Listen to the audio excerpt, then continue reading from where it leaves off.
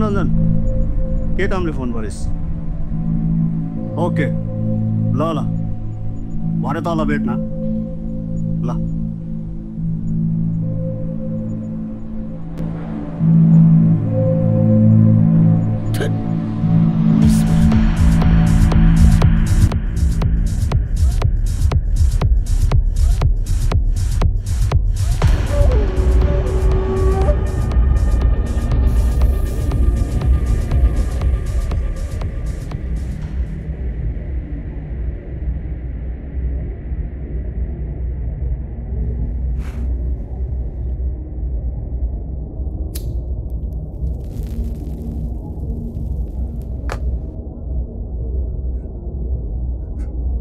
कस्तो खालको लुगा लगायो त उहिले नि हिरो जस्तो।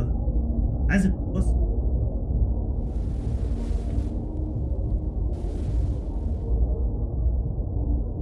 परिवर्तन यस्तै हुँदो रहेछ साथी।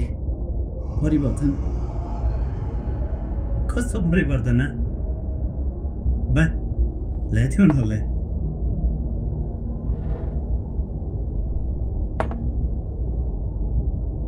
होइन म पिउँदिनँ। पिउँदै पनि छोडिस् तैँले? हो नि मैले सबै छोडेँ नि। तँमा यस्तो परिवर्तन कसरी आयो यहाँ साथी? तँलाई याद छ त्यो रात जब हामीले विक्रमलाई मार्नको लागि उसको घरमा गएको थियो? त्यो रात मैले अचम्मको माया पाएँ। माया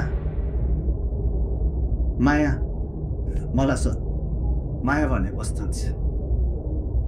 मैले उसलाई 8 वर्षसम्म माया गरेको थिएँ। 8 वर्ष। तर उसले के भने छ तँलाई?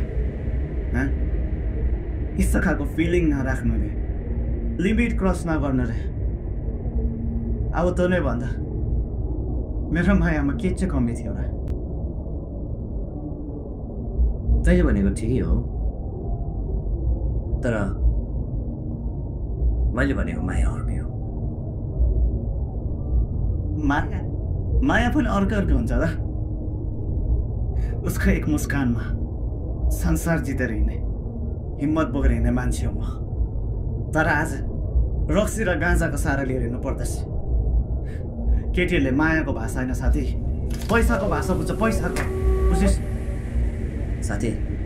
धेरैचोटि हामीले चाहेको जस्तो हुँदैन। तँलाई थाहै छ त होइन र म कस्तो थिएँ भनेर। तर आज हेर्दा म कस्तो भएको छु। केवल उनको माया, उनको एक छुवाइले मेरो संसार नै परिवर्तन भएको छ साथी। साँचो माया मैले क्रिस्टिसँग पाएँ। जीवनको मूल्य क्रिस्टिसँग बुझेको छु।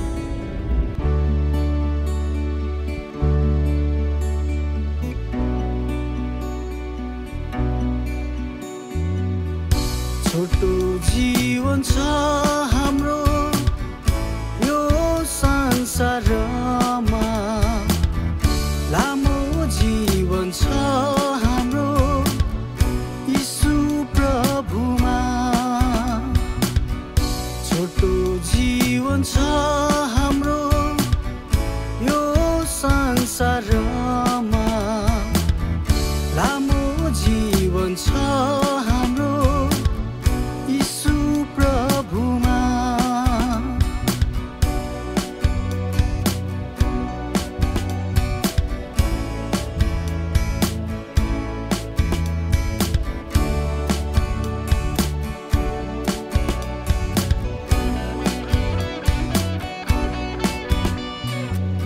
संसारको माया र ममता क्षणभरको लागि हो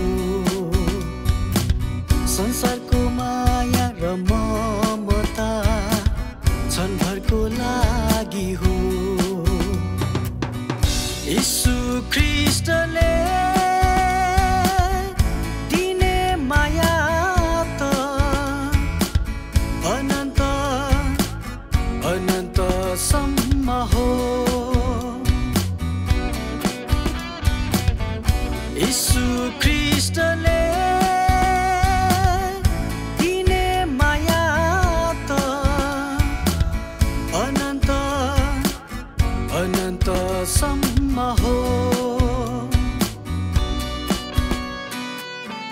छोटो जीवन छ हाम्रो यो संसारमा लामो जीवन छ हाम्रो यीशु प्रभुमा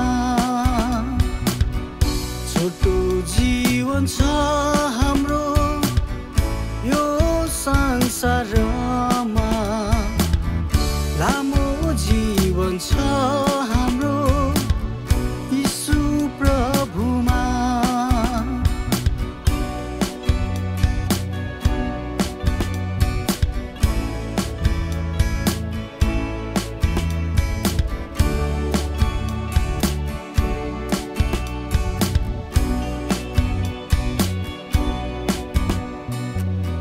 अनन्त जीवन पाउनलाई औ साथी यीशुमा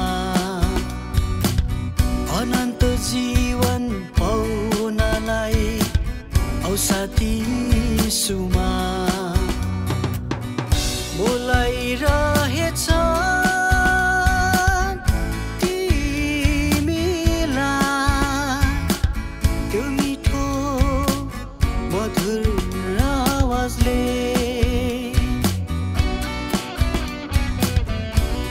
बोलाइरहेछ तिमीलाई त्यो मिठो मधुर आवाजले छोटो जीवन छ हाम्रो यो संसारमा लामो जीवन छ हाम्रो यीशु प्रभुमा छोटो जीवन छ हाम्रो यो संसारमा लामो जीवन छ हाम्रो यीशु प्रभुमा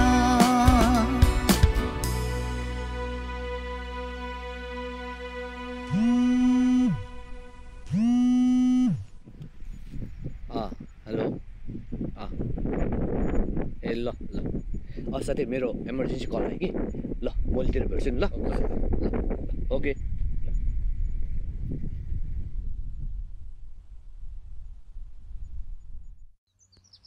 गोर्खालीले मुक्ति पाउने ढोका खोलिदेऊ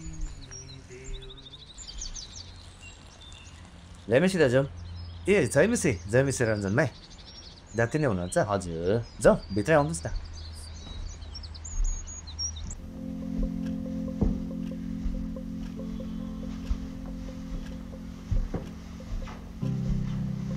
दाजु विक्रम भाइ चाहिँ कता हुनुहुन्छ हौ ए नुहाउनु पसेको छ नि बस्नुहोस् सोच आयो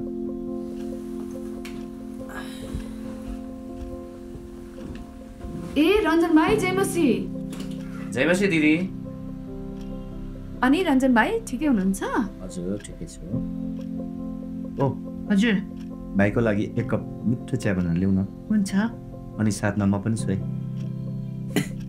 भाइ उसले चिया चाहिँ साह्रै मिठो बनाउँछ बोबो धेरै फकाउनु पर्दैन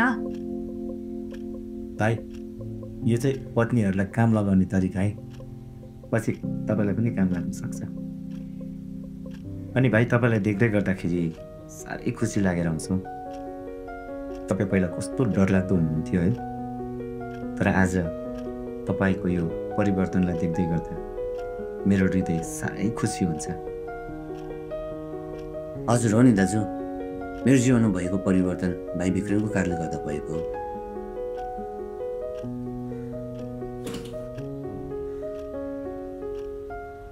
यिनी चाहिँ मेरो छोरी अघि अत्याचारमाथि त विजय भयो, तर मनको लडाइँमा हार माने। त्यो बिहानलाई म अझै पनि बोल्न सक्दिनँ। को हो यति जोरजोरसँग दैलो ढकढकाउने? पर्खिनुहोस् है, खोल्दैछु। अभि के भयो तिमीलाई? बाबा यहाँ आउनुहोस् त। अभिलाई के भयो? अभि के भयो नानी? तिमीलाई के भयो? नानी बाबालाई भन त के भयो? अभि भन न, बाबालाई भन त। अभि, नानी अभि, अभि अभि अभि अभि अभि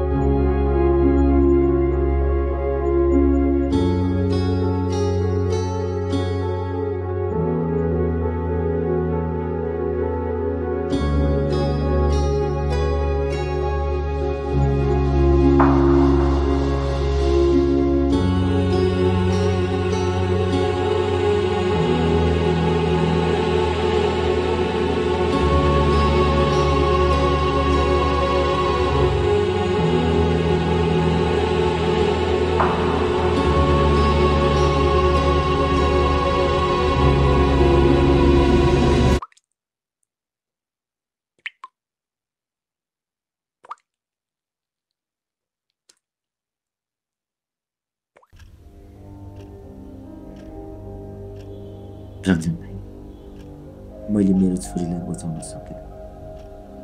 डाक्टरको रिपोर्ट अनुसार मेरो छोरीलाई कसैले बलात्कार गरेको थिएछ। मेरो प्रार्थना यही हो कि त्यो मान्छे जहाँ भए पनि एक दिन उसले गरेको गल्ती उसलाई याद हुने नै छ अनि उसले हाम्रो दुखाइ बुझ्नेछ। रञ्जन भाइ, चिया लिनुहोस् न। मैले के गरेँ यस्तो? जुन परिवारले मलाई त्यति धेरै माया दियो, त्यही परिवारमा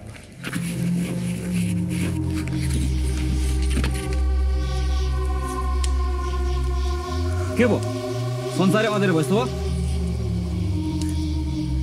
नआस केटा हो, थाहा छैन? रञ्जन हो रञ्जन, मान्छे खुनले मञ्जन गर्छ भनेर। कुरा त ठिकै हो, तर डराउनु पर्दैन। अबदेखि हाम्रो बस छैन यो।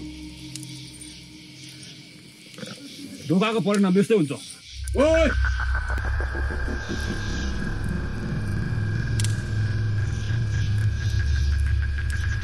कसैले चलाउँदैन रञ्जनलाई।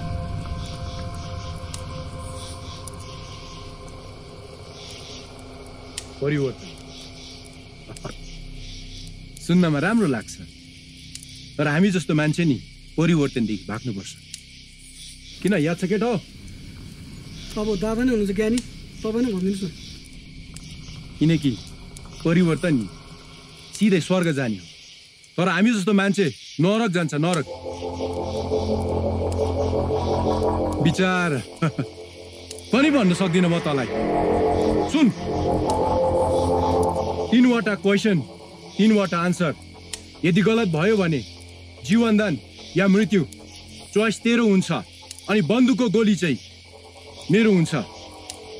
भन, मेरो पैसा कहाँ छ? मेरो छैन, म साँच्ची भन्छु, मेरो छैन। बोले हजुर दा यसलाई हाम्रो 3rd डिग्री सुरु गर हुन्छ दा केटा हो सुरु गर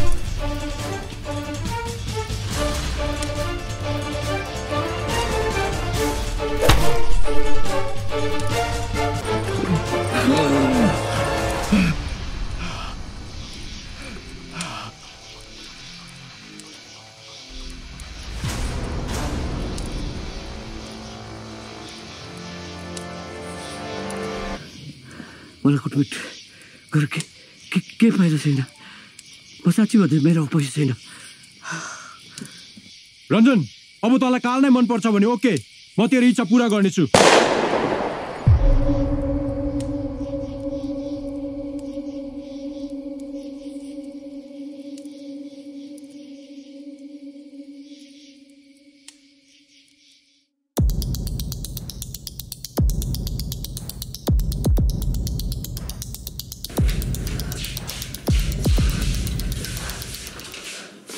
रञ्जन दा के भयो तपाईँलाई रञ्जन दा के भयो भाइ मेरो गोली लागेको छ के भयो मलाई रञ्जन आमा बाबा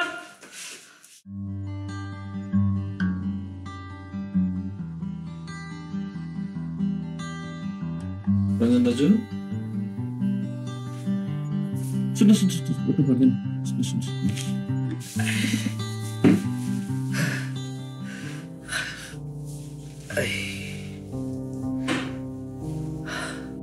अनि हिजो के भएको रहेछ तपाईँले यसो भन्नुहुन्छ मलाई के गर्नु भाइ यो सबै मैले गरेको गल्तीको परिणाम हो जब म गुन्डागर्दी गर्दै हिँड्थेँ मसँग सबैजना डराउँथ्यो मेरोमा सबै थुक थियो तर आज मेरै साथीले मलाई मार्न खोज्यो यो गोली अलिकति तल लाग्यो भनेदेखि म मर्ने थिएँ दाजु संसार यस्तै छ अब के गर्नु तर यीशुको मायामा चाहिँ जीवन छ है तपाईँ जाति हुनुहोस् अनि हामी पास्टर अङ्कललाई भेट्न जानेछौँ पास्टर अङ्कलले पनि तपाईँलाई भेट्ने इच्छा गर्नुभएको छ अहिले चाहिँ तपाईँ मजाले रेस्ट गर्नुहोस् है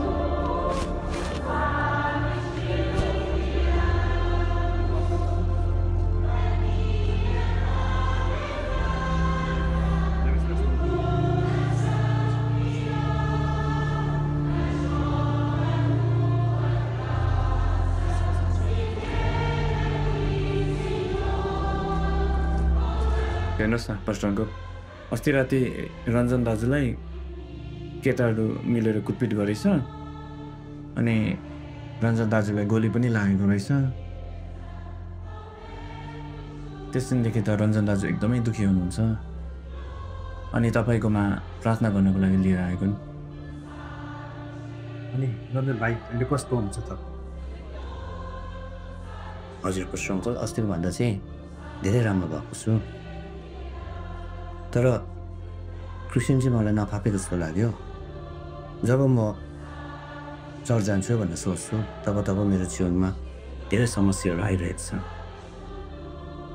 भाइ ठिकै हो एउटा क्रुस बोकेर हिँड्नु भन्ने कुरो चाहिँ सजिलो कुरो छैन किनभने क्रुस भनेको एउटा बलिदान हो है जसमा चाहिँ येशूले चाहिँ तपाईँ र मेरो लागि चाहिँ क्रुस बोकेर आफ्नो बलिदान दिनुभयो जसद्वारा आज तपाईँ र मैले क्षमा पाएका छौँ अनि येशूले बोक्नु भएको जुन चाहिँ क्रुसको दुःख छ भाइ आज तपाईँ र हामीले भोगेको दुःख त केही पनि होइन यो त सानो मात्र हो अब आउनुहोस् भाइ हामी प्रार्थना गरौँ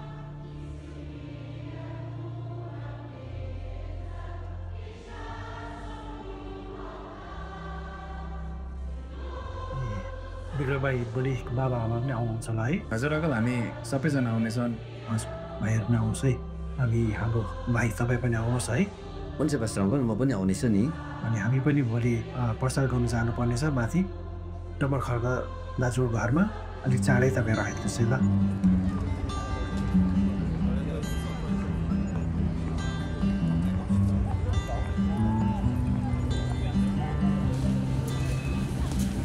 अरे रञ्जन, अरे सृजना एकछिन यता आऊ न।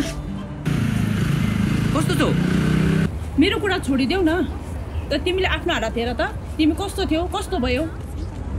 मैले त्यो सबै कुरा धेरै टाढा छोडेर अघि बढिसकेको छु सृजना। रञ्जन, मिट माई फ्रेन्ड कोमल। हेर त, सी इज सो ब्युटिफुल। मैले त तिम्रो बारेमा धेरै कुरा सुनेको थिएँ। अब मेरो ट्यालेन्ट हेर। के गरेको तिमीले? आफूलाई ढाका। के होस् त सृजना, तैँले त रञ्जनको बारेमा निकै ठुल्ठुलो कुरा गरेको थिइस्। रञ्जन त खुस छ त। हावामा मेरो समय मात्रै खराब भयो। यस्तालाई नि केटा भन्छ र? छोड्यो उसलाई।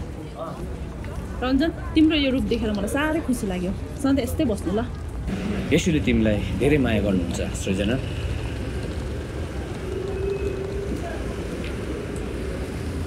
रञ्जन भाइ को हुनु? मेरो साथी सृजना र उसको साथी। चिन्ता नमान्नुहोस्, उनीहरूले पनि निश्चय नै बाटो सत्य र जीवन चिन्नेछ र उनीहरूले पनि जीवनको मूल्य बुझ्नेछ। चिन्ता नगर्नुहोस्।